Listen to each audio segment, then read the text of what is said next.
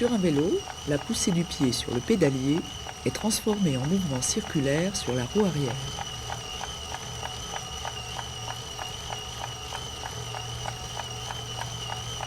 Dans le projecteur de cinéma, la croix de Malte transforme la rotation d'un axe en mouvement de traction saccadée, entraînant ainsi le défilement régulier de la pellicule.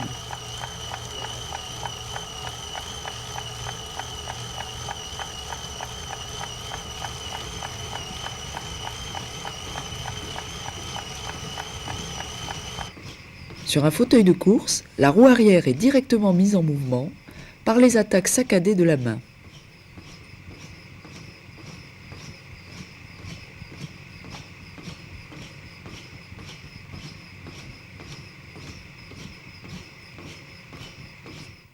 Le terme boxage est utilisé pour définir le mouvement de levier rotatif effectué par le bras.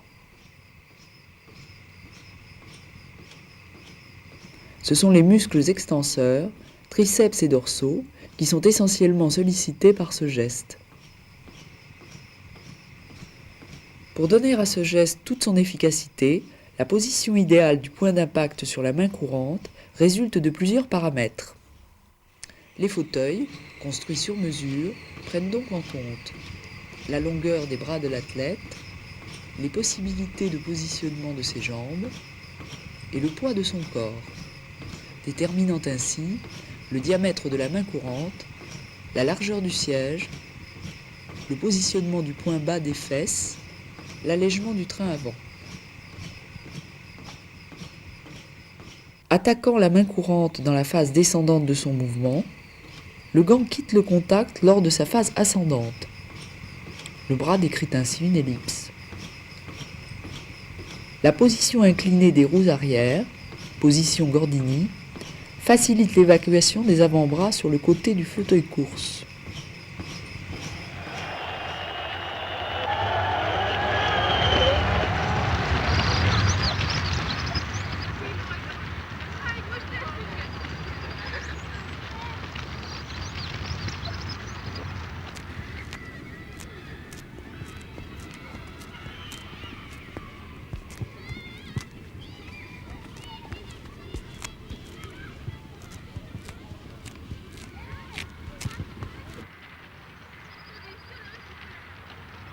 Une séance de résistance, c'est-à-dire sous forme de 3 séries de 3 x 400 mètres, avec entre chaque 400 mètres une récupération active sur 400 mètres, sur un tour en 400 mètres, et entre chaque série une récupération de 6 minutes qui comprendra une prise de pouls chaque fois.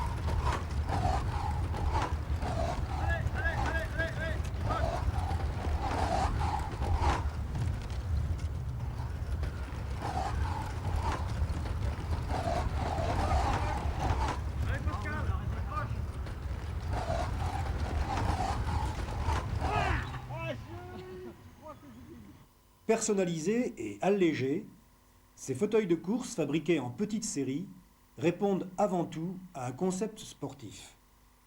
Dans la compétition internationale, depuis 4 ans, les performances et les records s'améliorent.